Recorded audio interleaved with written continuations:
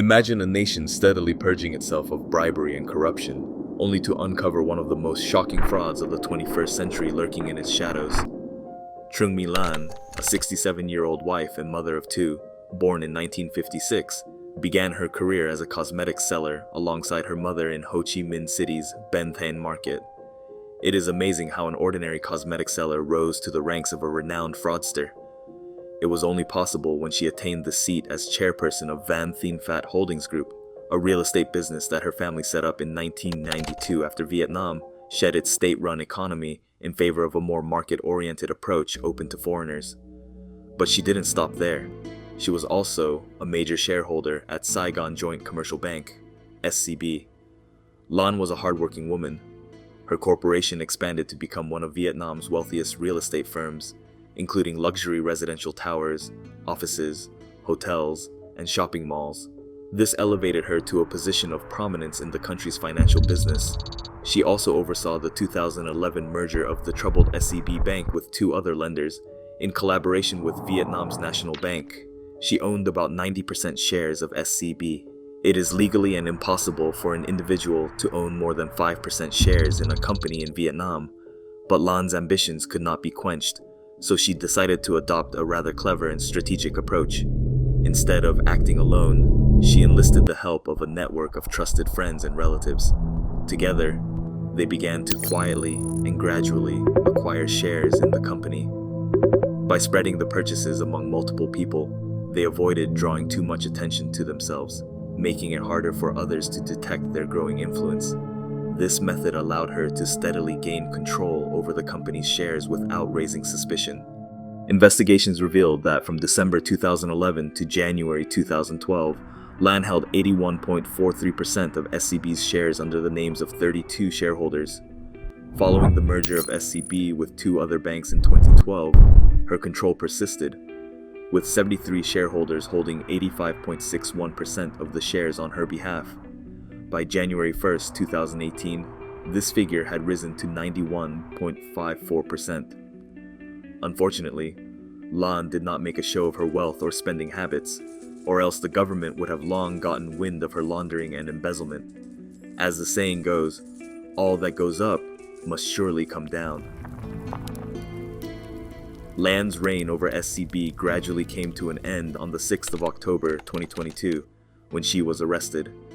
This formerly thriving businesswoman was accused of illegally issuing bonds worth tens of millions of US dollars and using fake 916 loan applications to disperse more than 12.5 billion US dollars from SCB to shell companies, and it was siphoned to her real estate companies.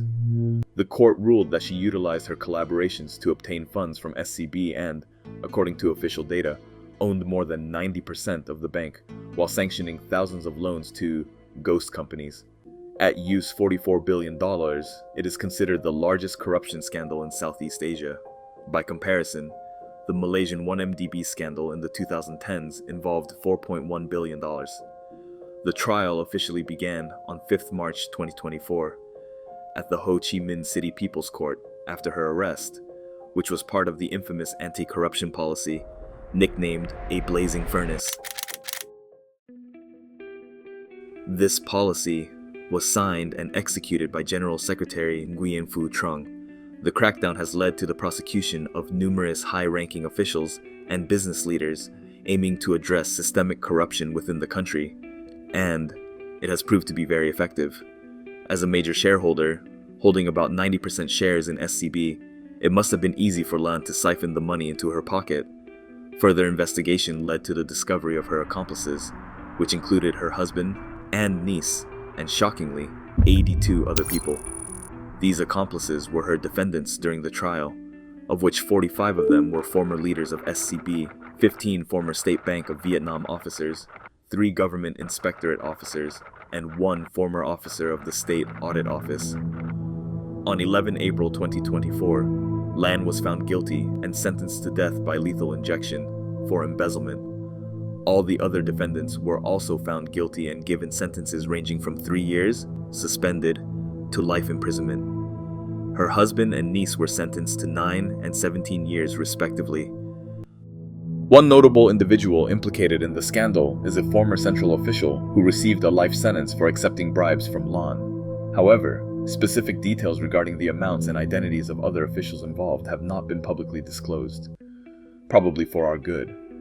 A former state bank inspector was also sentenced to life imprisonment for accepting bribes totaling $5.2 million from Lan. However, the specific name of this official has also not been publicly disclosed in the available sources. Therefore, we live in assumptions of these corrupt officers who aided Lan in her greedy crimes. But that is not the end of Lan's story. This global fraudster has more crimes to atone for. On 19 September 2024, a second trial was held, in which Lan and 33 other defendants were accused of money laundering and selling illegal bonds, as reported by state media. It is alleged that Lan illegally transferred $4.5 billion in and out of Vietnam between 2012 and 2022 using 21 companies controlled by her real estate company. On 17 October 24, she was found guilty and sentenced to life imprisonment on these charges, alongside the death sentence she already received. Unfortunately for Lan, she lost her appeal against the death sentence on 3 December 2024. But she had a last option. To avoid the death penalty and get the sentence reduced to life imprisonment, Lan must repay $11 billion, equivalent to 3/4 of the total amount she embezzled. It's rather hopeless for her, as she incurred losses up to 3% of Vietnam's GDP. But we can let a dying woman hope, right? Her lawyer, Nguyen Huy Thiep, believes Truong's assets exceed the compensation sum, but selling them, particularly real estate, takes time. The defense expects that the court will grant Truong favorable conditions to continue her reparation efforts. However, judges are unlikely to be influenced by these arguments. If her appeal is denied, Truong would face a race against time to collect the cash before her execution. Lan has expressed willingness to use over VND 21 trillion, approximately use $853 million of her assets to compensate the victims. Additionally, an unidentified American associate has offered financial assistance to aid in restitution efforts.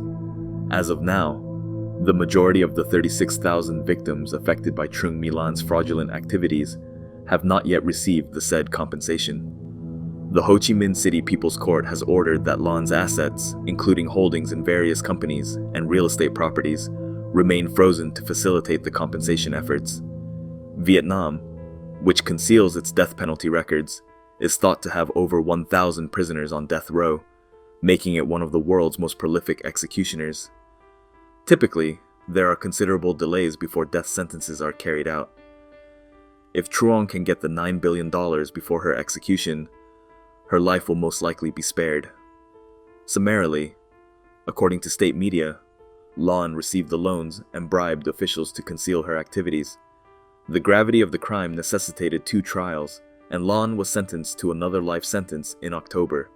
During the trial, she was accused of fraudulently issuing bonds through 4 firms to raise $1.2 billion from roughly 36,000 investors, according to official media. She was also found guilty of siphoning off $18 billion gained via fraud, and of using firms controlled by her to illegally move more than $4.5 billion in and out of Vietnam between 2012 and 2022. The fraud case involving SCB, Saigon Commercial Bank, had far-reaching and devastating ramifications, sending shockwaves through Vietnam's financial sector and beyond. The scandal, which came to light in October 2024, not only exposed deep-rooted corruption within the banking system, but also triggered a severe crisis of confidence among the public. The situation escalated dramatically when 3 SCB employees tragically committed suicide on the 6th, 9th, and 14th of October, respectively. These incidents, widely reported in the media, underscored the immense pressure and emotional toll faced by those entangled in the scandal. The suicides, coupled with the growing public distrust, sparked a massive bank run on SCB as panicked customers rushed to withdraw their savings, fearing the bank's imminent collapse. The bank run exacerbated the financial instability, creating a ripple effect that threatened to destabilize Vietnam's broader economy. The government and central bank were forced to intervene swiftly to prevent a full-blown crisis, injecting liquidity into SCB and reassuring the public about the safety of their deposits. However, the damage had already been done, and the scandal became a symbol of the vulnerabilities within Vietnam's financial institutions. The case also highlighted the intensified anti-corruption campaign spearheaded by the Vietnamese government, which has been a cornerstone of its policy agenda in recent years. The investigation into SCB revealed a web of corruption involving high-ranking officials, business leaders, and bank executives, leading to a series of high-profile prosecutions. These prosecutions sent a clear message that no one, regardless of their position or influence, was above the law. Among those convicted was Lan, a prominent figure whose involvement in the scandal shocked the nation. Lan's conviction was particularly significant, as it demonstrated the government's unwavering commitment to rooting out corruption at all levels of society. The trial was closely watched by the public and international observers, who viewed it as a litmus test for Vietnam's anti-corruption efforts. The harsh sentence handed down to Lan served as a stark warning to others who might consider engaging in similar illicit activities. The SCB scandal and its aftermath have had a profound impact on Vietnam's political and economic landscape. On one hand, it has exposed the systemic weaknesses that need to be addressed to prevent future crises. On the other hand, it has reinforced the government's determination to tackle corruption head-on, even if it means confronting powerful interests. The case has also sparked a broader debate about the need for greater transparency, accountability, and ethical governance in both the public and private sectors.